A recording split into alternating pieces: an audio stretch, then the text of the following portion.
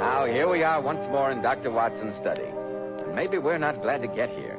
If we hadn't had a Sherlock Holmes story waiting for us at the other end, we'd have never ventured out on a night like this. Pretty bad weather out, eh, Mr. Bell? Indeed it is, Dr. Watson. There's a cold wind that chills you to the bone. I had one hand holding my coat collar and the other holding my hat all the way over. I felt as though some malignant deity were determined to keep me from reaching your door. You hear that wind? Reminds me of what I just escaped from. Oh, it's typical Edinburgh weather, Mr. Bell. Perhaps you've heard that there's no language richer in terms of reproach against the howling wind than the Scots dialect. Snell, bly, nearly, scouthering, to mention just a handful. All of them words that carry a shiver with them. Yes, as Stevenson so aptly puts it, Edinburgh pays cruelly for our high seat and commanding views in one of the vilest climates under heaven. She's liable to be beaten upon by all the winds that blow, to be drenched with rain, to be buried in cold sea fogs out of the east, and powdered with the snow as it comes flying southward from the Highland hills. The weather's raw and boisterous in winter, shifty and ungenial in summer, and a downright purgatory in the spring. It sounds like a pretty unattractive place, Dr. Watson. Oh, there you're entirely wrong, Mr. Bell. Nowhere will you find such stark magnificence, such grim beauty. Edinburgh, the great granite sphinx of the north, crouching high on a towering rock, looking across the intervening plains to the waters of the Forth and to the North Sea. Fascinating, regal, splendid, and cruel. Yes, I think this is just the night to tell the story of the haunted Bagpipes, one of the weirdest and most gruesome adventures that Holmes and I ever shared. The setting was Edinburgh, and the motivating character, Professor Moriarty. Professor Moriarty, the man Holmes called the Napoleon of crime. Exactly. I wondered when we were going to have another of your famous bouts with Professor Moriarty. They're always pretty hair-raising. Yes, and I think I can safely promise you that this is the most hair-raising of the lot.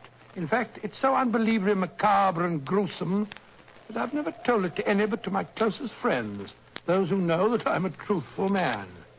In fact, sometimes, in the sane light of day, I doubt myself that this adventure really happened. But a night like this brings it all back to me in all its horror. Yes, Mr. Bell, on a night like this we realize that anything is possible. Ladies and gentlemen, before Dr. Watson begins his story, men, I have a friend who used to comb his hair with water. After the water dried, his hair would get out of place and he didn't look neatly groomed.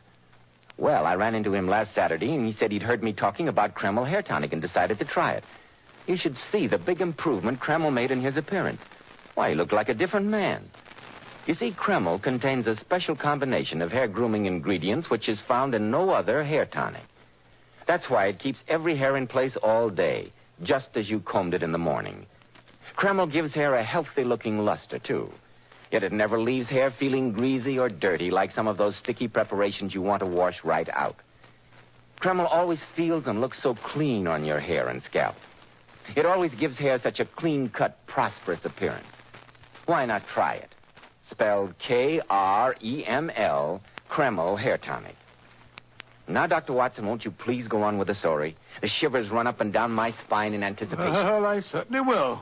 As I look back on that particular visit to Edinburgh, it seems that a cold fear settled into the very marrow of my bones from the moment we got off the train late one winter afternoon and caught our first glimpse of Edinburgh Castle rising bleak and menacing out of a cloud of fog and rain.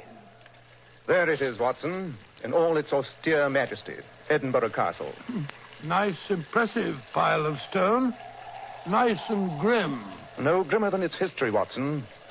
Part castle, part fortress, part prison. Wars have been plotted there. Dancing has lasted deep into the night. Murder has been done in its chambers. Oh, well, this is no time to stand here chatting. Let's get out in this confounded rain. Rain, Watson? You are getting soft. This isn't rain, it's just a good Scotch mist. Mist, my grandmother. I'm soaked to the skin and my teeth are chattering like castanets. Thank heaven the town has a few modern hotels. A nice hot toddy at the Royal, eh? I'm sorry to disappoint you, Watson, but this is not a pleasure trip. We must forego the luxuries of Princess Street and take up our quarters in the Old Town. The Old Town? Holmes, you mean that we're going to live in one of those crumbling grey stone houses all huddled together On the slope leading up to the castle? Exactly. Why, they're nothing but tenements. Those lands, as they're called, once housed the flower of the Scottish nobility. In the old days, this was a walled city, and space was at a premium.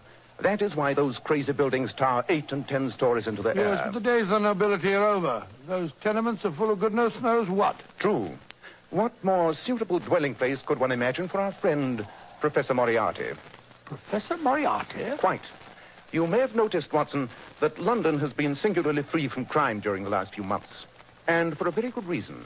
Professor Moriarty was not in residence. Oh, you mean that you think we've succeeded in driving him out? No, Watson. Let us not underrate the professor. He's not in London because he has business elsewhere. But where? I confess I was in complete ignorance until the day before yesterday morning, when I received a telegram informing me that one of Moriarty's chief assistants had been seen prowling through the graves at Greyfriars.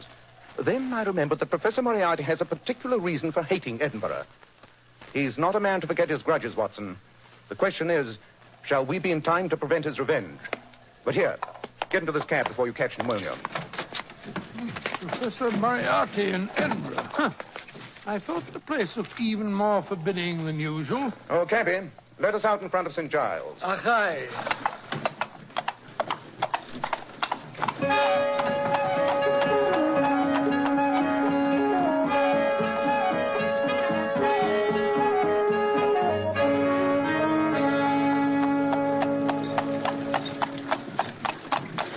I say, Holmes, why St. Giles? You're not going in for sightseeing this time of day? No, Watson. We must go from there on by foot, I'm afraid.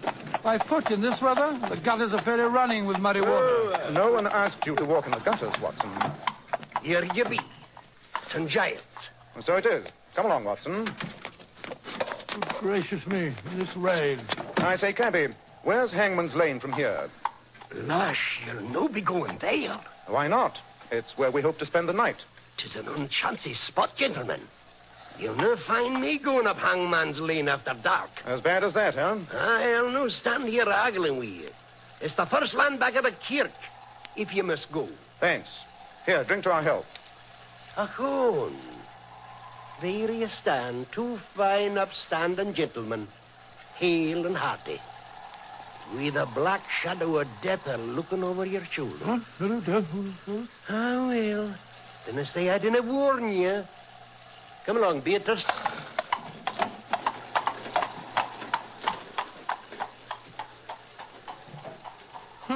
Cheerful individual.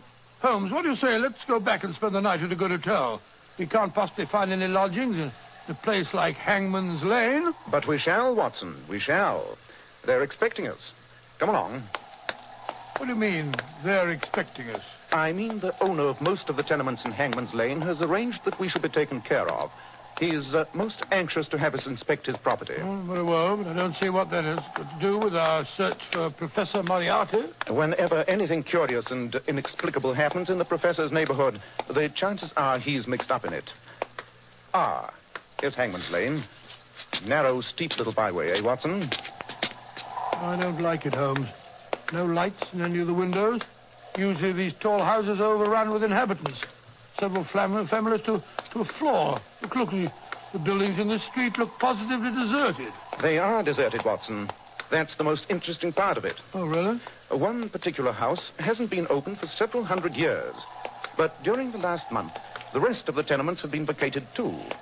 Their inhabitants have fled from them like rats from a sinking ship. The rents have been lowered to the vanishing point, and still there are no takers. The people hereabouts seem to think the whole street is haunted. Couldn't we come up here and look the place over in the daytime, Holmes? Look, already the light's beginning to fade. Unfortunately, Watson, the phenomena we're going to investigate occur only at night. Oh, dear. Ah, here's the house we're to stay in. There should be a bell somewhere. Yes. Well, perhaps there isn't anyone to let us in. I think there will be, Watson. Yes, I hear footsteps. Obey you. Mr. Holmes and Dr. Watson. Oh, the Lord be thanked. One moment, gentlemen. I'll unbar the door. Oh, be pleased to enter. Go ahead, Watson. Good Lord, it's dark in here. And if you'll kindly step this way, there's a braw blaze a burning and candles are lit in the back parlour. say. Go canny, gentlemen. This corridor is not so smooth as once it was. Yeah, so I discovered. This is the place. Please enter. Oh, well, this is more like it, eh, Holmes? A magnificent old room. Just look at that fireplace. Aye.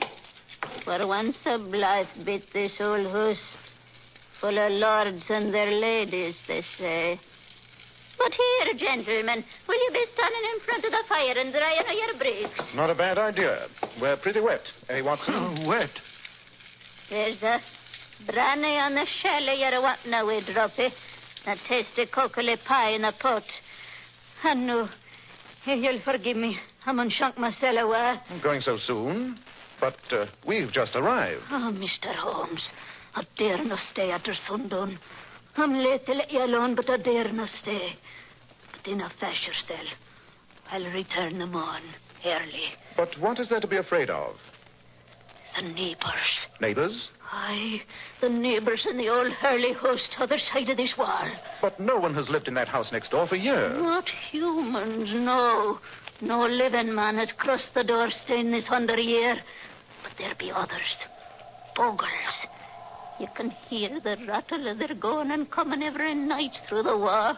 Have you ever heard these ghosts, or bogles, as you call them? No, I certainly have not. I will not stay after sundown. But the bogles, there's no the worst of it. Really? Aye. At times you can hear the sound of doodling. Sound of bagpipes, eh? Aye. And that's when they be entertaining old Horny yourself. The devil himself? Aye. The ghosts next door move in very high society, eh, Watson? What was that? Just the wind in the chimney. I would have swore with the devil's tool sucker. No, I don't think so. I'll not be waiting to find out. When the skirling begins, this is the house itself, dirge like it was singing a dirge. Good night, gentlemen, and God help you. I say. Whew. She was frightened, all right.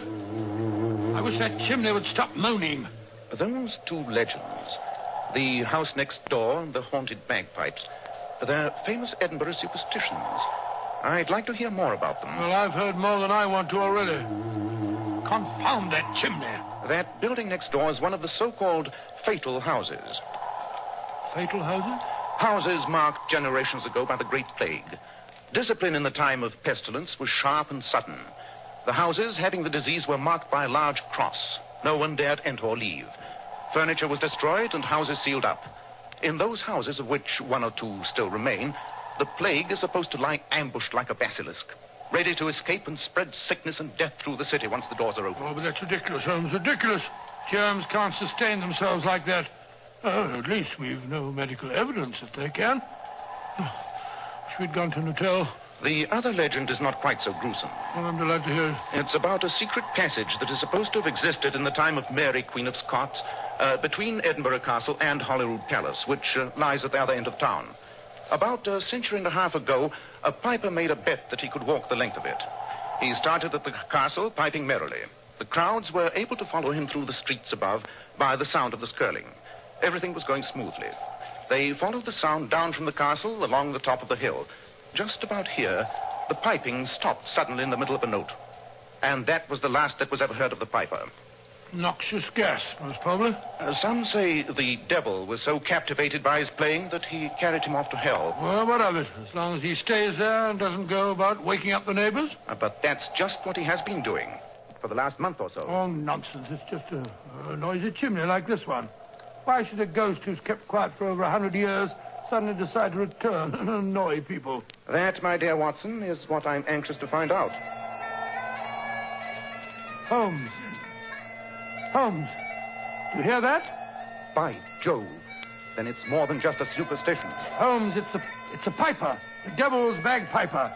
He's playing in the house next door. Splendid. Well, what are we going to do? Want me to inform the authorities? And have them put the devil in jail? No, Watson, I have a better plan. I suggest we go over and call on the old gentleman himself.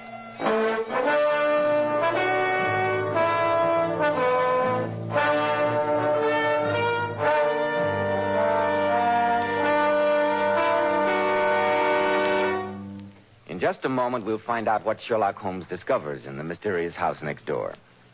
Men, If you're wise, you'll start right away and take better care of the hair you've got. Remember, handsome, healthy-looking hair needs a hygienic scalp.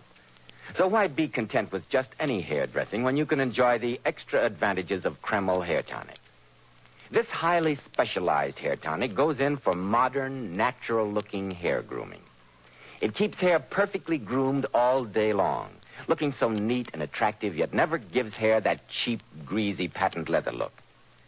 But Kreml does lots more than keep hair looking handsome. Kreml is simply great to lubricate a dry scalp. And at the same time, it removes dandruff flakes and leaves the scalp feeling so alive and tingling. And if your hair breaks off and falls when you comb it because it's so dry, use Kreml, which actually helps condition hair in that it leaves it feeling so much softer and more pliable. And since Kreml is never sticky or gummy, and because it's such a nice, clean product, you can use it every day and your hair will always look its very best. Buy a bottle of Kreml at any drug counter. Ask for an application at your barber shop. Kreml, Kreml Hair Tonic.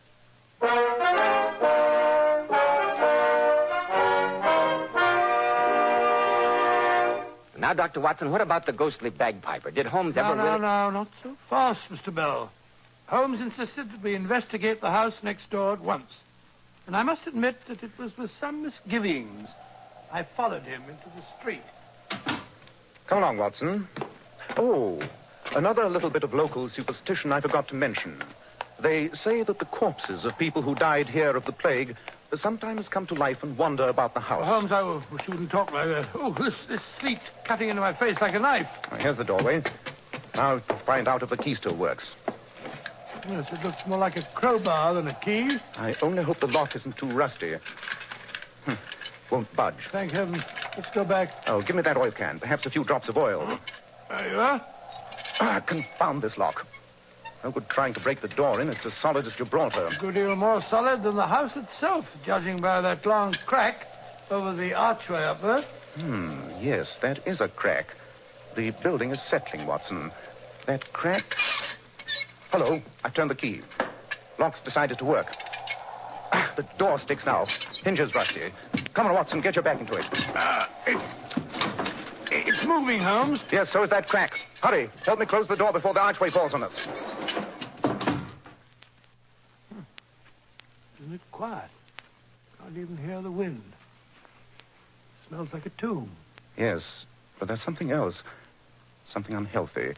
Like a disease I smelt once in the tropics. Well, you don't think it's true that the plague is still... Nonsense. You yourself said it wasn't possible. Better light that dark lantern we brought along. Yes, indeed. I hate bumping about in the dark.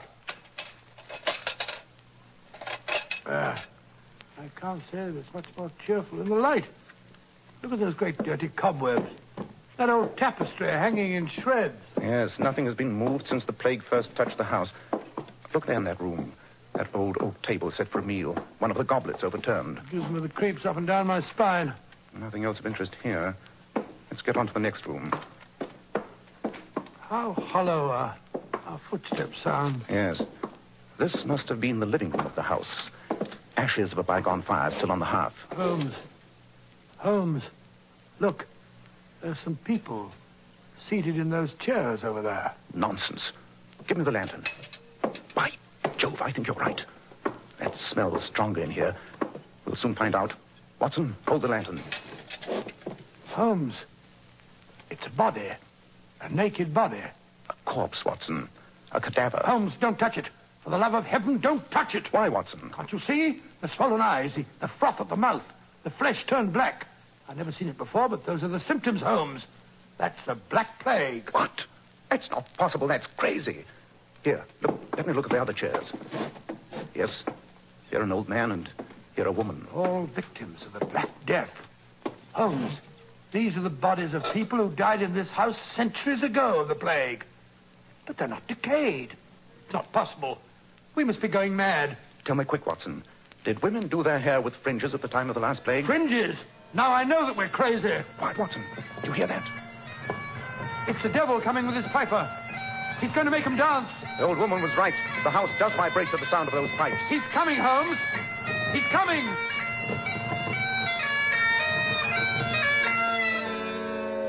Good evening, gentlemen. Dear me, If it isn't our friend, Professor Moriarty. I had no idea you were a musician. You admire my piping, eh? Yes, I wondered how long it would take you to find me. Allow me to congratulate you, Mr. Holmes. You're very prompt. Most flattering, Professor. But I assure you it was simplicity itself. You didn't think I'd overlook anything as obvious as a sealed house and the haunted bagpiper who so conveniently came back to life in the past month? Yes, I might have known my little ruse to get rid of my superstitious neighbors wouldn't keep Sherlock Holmes away. Perhaps it's just as well. You've been getting in my way quite a bit lately, Mr. Holmes. I shall have to continue my experiments begun on these 3 poor devils. On yourself and Dr. Watson. You mean the plague? You're going to give us the Black Plague? I really must try my serum on 2 healthy specimens before I pronounce it perfect. After all, these 3, an old beggar, a thief dying of starvation, and a woman of ill repute, they could hardly be expected to resist the disease. That's very interesting. I was just assuring Dr. Watson that these corpses were quite recent because I was sure that women didn't wear fringes during the last pestilence. And Dr. Watson was afraid they might be victims of the original plague. But in a sense, he's right. The victims are recent, but they were killed by the germs of the original Black Death. Most amusing, isn't it? Fascinating. Tell me, how did you discover those germs? They were in this house. I found a nice little culture of them in a glass of calf's foot jelly, which was on the table in the front room. How they ever survived as long as this, I can't imagine. But here, gentlemen, come into my laboratory. I want to show you what I've done with them. Holmes, what shall we do? Black Plague.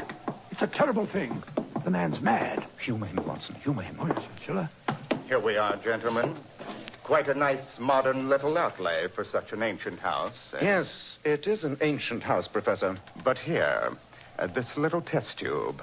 It contains enough of the Black Plague to wipe out the entire city of Edinburgh. Yes, I rather thought that was your purpose. You've never forgotten how they drove you out at the time of the Burke and Hare scandal. You know about that? Quite. Your name wasn't Moriarty then, huh? What of it? You were Dr. Knox's young assistant at the time. Together, you were carrying on some exciting experiments. Yes, Mr. Holmes. Experiments that might have saved the world a great deal of suffering. But you were short of cadavers. It wasn't you, by any chance, who suggested to Burke and Hare, those 2 body snatchers, that a body did not have to be legally dead to be acceptable? Well, what if I did? They only killed the refuse of the city. Beggars, scum. Quite. But they met the hangman nonetheless. Aye, the fools. What price the death of a few when we might have discovered a cure that would have saved all humanity? Humanity. Bah, I hate it. Ever since then, I'd sworn I'd get revenge on humanity, and the law-abiding citizens of Edinburgh in particular. And now, the time has come. Tomorrow, the contents of this test tube will spread destruction throughout the city. But in the meantime, you, Mr. Holmes, and you, Dr. Watson, you know too much. You shall be the first of the law-abiding citizens to feel the prick of my little needle. Just a moment till I prepare my instrument. Stop him, Holmes. Stop him. Do not move, gentlemen. 1 drop out of this test tube, even in its present state, is enough to cause death. I quite agree. By the way, Professor Moriarty, while you are preparing your solution, you have no objections if I play a tune on your bagpipes? I used to be rather good at them in my younger days. Not at all, if it'll amuse you. Quite. Watson, stand here beside me against this wall. I don't quite Don't argue.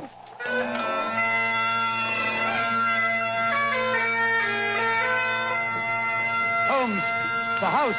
It's vibrating. I can feel the wall quiver. That's the note that does it. Hold on there. You're shaking the house. The foundations. I can hear them cracking. Look out, man. You'll bring the house down. Well, that's what we intend to do. The walls. I've got to get out of We here. can't. The front door's blocked. The secret passage in the basement. If I can reach it in time. Holmes, he's dropped the test tube. It's spreading across the floor. Watson, step back into the fireplace. Hurry!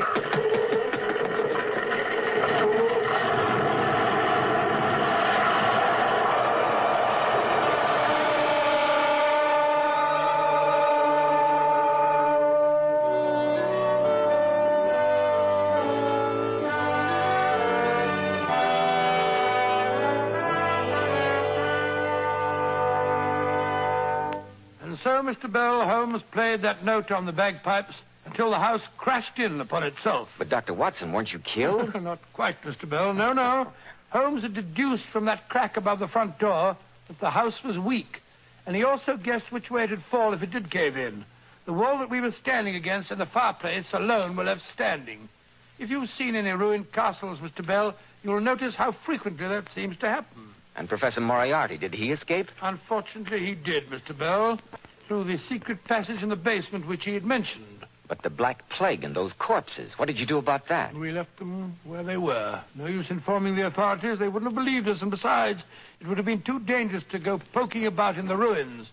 No, Holmes simply poured the spirits from our lantern on the old rafters and started a fire. The wood was as dry as tinder, and there was quite a blaze. And fire, Mr. Bell, is a great purifier. And so you prevented an outbreak of the Black Death. That's a gruesome story.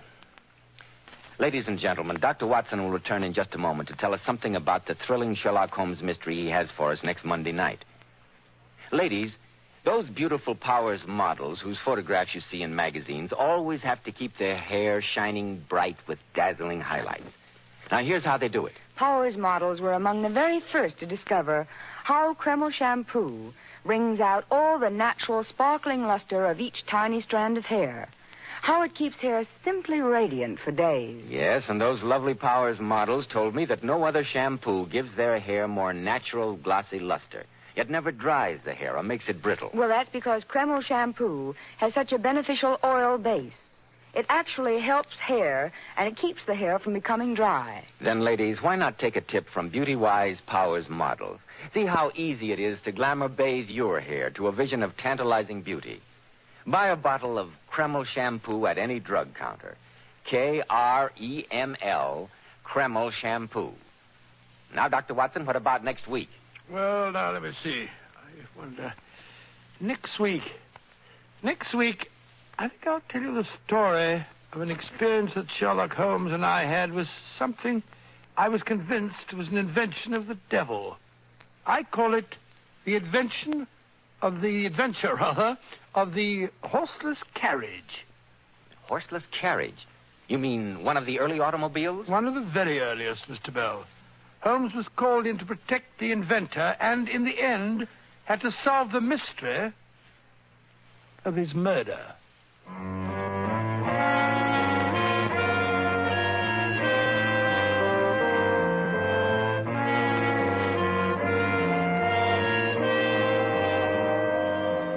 Tonight's Sherlock Holmes adventure was suggested by an incident in Sir Arthur Conan Doyle's story, The Final Problem.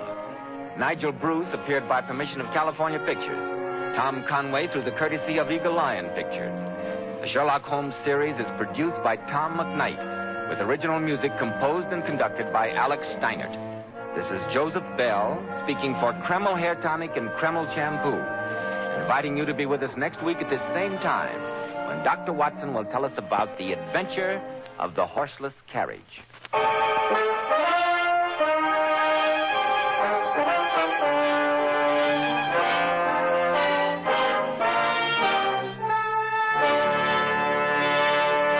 This is ABC, the American Broadcasting Company.